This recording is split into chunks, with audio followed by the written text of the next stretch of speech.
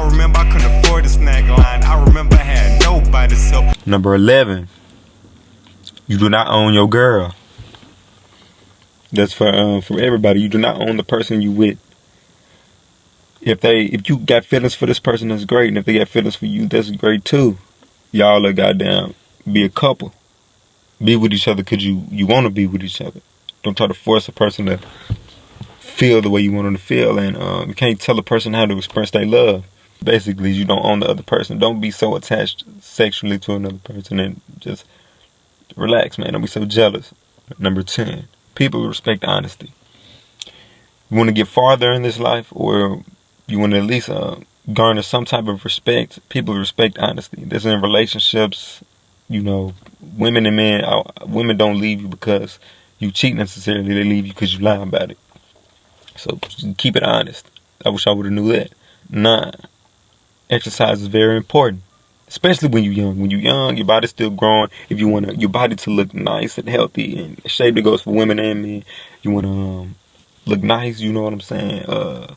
Exercise is very important. Very important. Very important. Very important. Very important. Very important. Number 8, stay out of the streets. I said that because had I did number 1, had I stopped using so much technology, I wouldn't be in my room as much. I would be out of the house and exploring the world that I was in.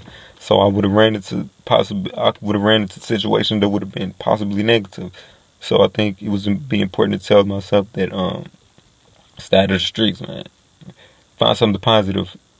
Do like Kevin Hart mom did. Kevin Hart mom had him on the swim team. Had him in all kind of sports to keep him out of the streets. I would have told myself to get in sports, join clubs, stay out of the streets, try to be as productive as you can, stay reading, just stay away from the negativity. 7, stay away from drugs. I would have told myself your mind is fragile. It wouldn't be as fragile had I did these things, but your mind and the mind is fragile. Stay away from drugs. They can affect your life tremendously. Like drugs ruins people's lives. If you're gonna do weed, do it sparingly, or do alcohol. Understand the dangers of whatever you're doing. Understand the dangers of crack. If you don't do crack. Understand the dangers of cocaine, dangers of shrooms. Study whatever you're gonna put in your body, and if you want to live with those consequences, live with it. But don't do drugs. Do not do drugs. Okay, 6. You win some, you lose some, but it's the fact that you stood up and fought disrespectful.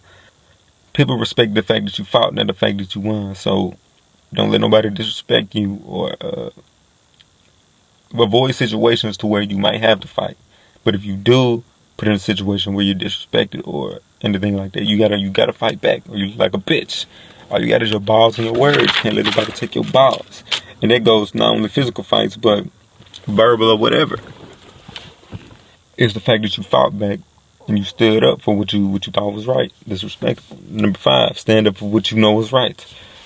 I put this on there because I knew if I did, number 1, if I stopped watching television, if I stopped playing video games, or I exercised or started reading a lot, there were people who maybe would call me a nerd or make fun of me for doing such things. But it's important. I think it would be important for you or me when I was 14 to understand that you gotta, what's right. You know what you gotta be doing. Fuck what everybody else think. Your path might be a lonely path, but it's a path that you know is the correct path. Do what you know is right, and you will eventually. It'll work itself out. Number 4, you can achieve anything you want in this world. That's very important. It's very important for everybody, especially children, to understand that you can achieve anything on this planet as long as you know what it is and you're willing to put the work behind it. I understand it. I don't know if you guys understand it, but I very much understand that you can have anything in this world as long as you're willing to work for it. I can make a successful life making these videos, making videos about teaching what I know and lecturing. I know that's what I want to do. And I understand I can do it. The question is, am I willing to put in the effort? Time will tell. That's number 4. Number 3, just be yourself. That's momentous. Look, people, if a person hates you, they can at least respect you if you being yourself. People will respect you even if they hate you for being yourself, but people cannot respect you if they know that you're pretending, even if they pretend that they like you, or even if they like you. I'm sure you can amass success and wealth and do what you want in this world, pretending to be somebody else. But it would seem like it would be a dreary existence. Like it would seem to be, a depressing existence. I wouldn't want to do it. So I think as a 14-year-old me, I'll tell me just be myself. You're not as bad as you think you are. You got some good qualities about yourself that nobody can duplicate. There's no other you in this world. You might not be perfect, and you might know all your flaws, but just because you know your flaws doesn't mean everybody sees your flaws. Some people don't know all of your flaws like you think they do. So it's important to be yourself, and you might be a greater catch and a greater person than you think you are. Okay, number 2, the profound importance of obtaining knowledge. Like I said, number 2 and number 1 can be replaced, can be reciprocated, can be switched up. Because studying knowledge, like I said, had I known this, I probably could have learned other thing on this list if I study right. If I studying and obtaining knowledge and constantly learning, that's, like I said, that separates the kings from the peasants and the queens from the peasants. It makes you more sensible. It can help iron out the kinks of your personality. Like I said, I was a jealous person. It wasn't until I learned that I gotta just relax and understand that I don't own this person, and things like that I actually learned to stop being so jealous. That was because I learned it. That's knowledge and that's information. If you're a person with anger issues, you can learn how to express your anger in different ways. Just studying and obtaining knowledge, one paragraph could change your life. That's a quote, and that's real. You know what I'm saying? That's real. This is what you do. If you don't believe me with this knowledge thing, study people that you look up to. Think about somebody who you look up to. Watch their interviews and whatever, and I guarantee these people are intelligent. They're very informative. Information on their craft or whatever they do. But information is very important, and you know what I'm saying? It would have changed my life had I knew to constantly be reading, studying, and telling what I would have learned or came across. Probably would never had this experience I had with the drugs that I had. Okay, number 1. The dangers of overusing and abusing what I call screen tech. There's no amount of importance that I can put on the importance of chilling out with this technology. People,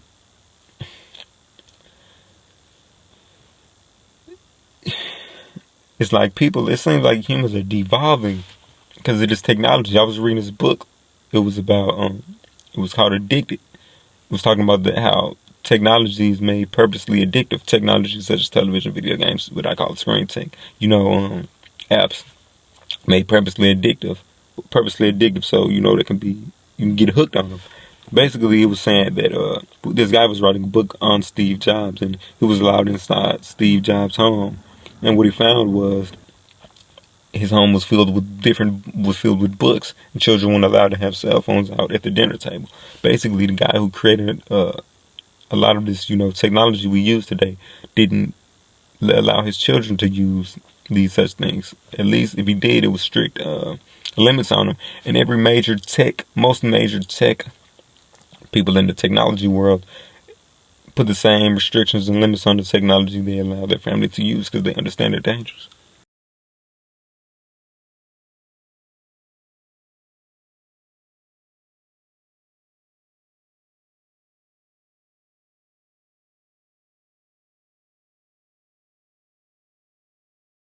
And I understand the dangers.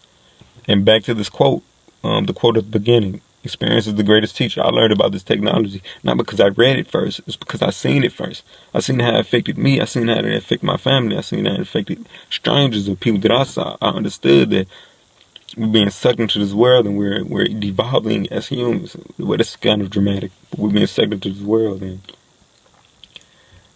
it's just like we're not on par, we're not growing the way we're supposed to in this reality, learning to deal with this reality. So that's very important. I wish I knew these things when I was 14. I wouldn't be in this situation. I'd be the shit right now. But I feel like I've been through what I've been through to teach this information.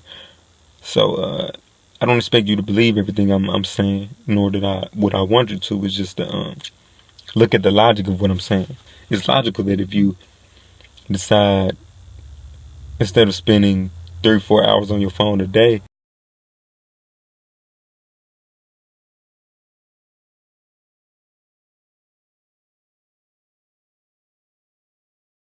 that I'm gonna limit it to 2, or I'm gonna be mindful when I do use my cell phone, that you'll be more available to the world. How many times do you see people, uh, walking around with their head in their phones, or texting somebody when people are having a conversation around them? What if you said, okay, I'm not going to use my phone or text when I'm in a conversation or in a group of people who are conversating? Then guess what? You might be awkward at first, but eventually you do this enough times, you'll learn, you know what I'm saying? Your communication skills will increase. You'll maybe make friends, maybe get invited to go out some places and start living your real life instead of a virtual reality. It's just logical that this technology is taking us out of the real world. And this is what I've seen from experience. Like I said, it's not because I read it. It's because I seen it. And had I learned these things when I was 14, I wouldn't be in the place I'm in right now. Specifically learning about cool out with the technology. I would have developed more. Had I turned off stopped playing TV and playing video games, I would have probably exercised more. My focus would be better. I probably would have spent time studying instead of watching TV. You could say, okay, I'm just going to turn off the TV to study. But that's the thing, though. Watching television, playing video games lowers your attention span. For real. Well, at least television does. Lowers your attention span. You're not going to be able to focus on your work, schoolwork, focus on anything as great as you would if you didn't watch television. And when you watch television and movies, something happens because the screen cuts, you know what I'm saying, scene after scene after scene after scene, and it's been proven that this affects your attention span. When you turn off the TV or turn off a movie after watching for so many hours, and you're back into reality seems boring by comparison. It seems slow by comparison, which is why a lot of people consider things like taking a walk to the park, going to the forest, or doing regular things not as fun, or they don't appreciate as much because in comparison to television or playing video games, it's boring. Life become boring now because of life can be viewed as boring now because in comparison to all this technology, it seems that way. I'm not saying cut it all out. I'm saying cut television out completely. Cut that bullshit out. If you're gonna watch movies, man, unless you're a goddamn movie critic, I've just saved this shit to the weekend. Watch a movie on the weekend, 2 movies on the weekend. Start living life for real. Seems my light is going out. It's about time for me to get out of here. But this is my willing testament to you guys, what I learned throughout my life up to this point. And I hope you listen, or at least take into consideration what I'm saying. And if you do, I highly appreciate you. And as far as liking and subscribing, shit, as long as you listen to what I'm saying in this video, subscribe if you would like if you like, but you know what I'm saying. I'm bearing my heart to you guys. This is what I've learned. So yeah. I remember I couldn't afford a snack line. I remember I had nobody's help. I remember being laughed at too. Still remember how that pain felt. Yeah.